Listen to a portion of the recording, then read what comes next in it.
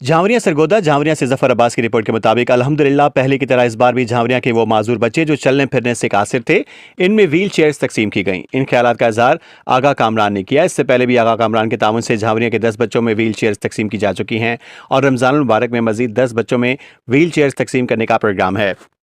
इस सिलसिले में सरगोदा में खिदमत इंसानियत की खूबसूरत मिसाल रॉयल कोजीन में माजूर तलबा के लिए खुसूसी फलाही तकरीब का इनेकाद किया गया।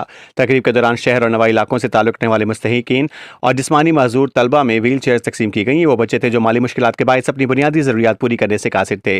इस नए काम को अमली जामा पहनाने में सिविल सोसाइटी के मुतहरिक रुकन जावेद इकबाल और कामरान आगा झांवरिया ने कलीदी किरदार अदा किया, जिनकी काविशों से ये इमदाद मुस्तहिक बच्चों तक पहुंची। तकरीब में मियाँ फैसल CEO रॉयल कोजीन, मोहतरमा फायजा बासित, शेख इमरान एडवोकेट, मैडम बुशरा नवीद, राव तारिक इस्लाम समेत दीगर मुअज़्ज़िज़ शख्सियात ने शिरकत की और बच्चों में व्हील चेयर्स तकसीम की।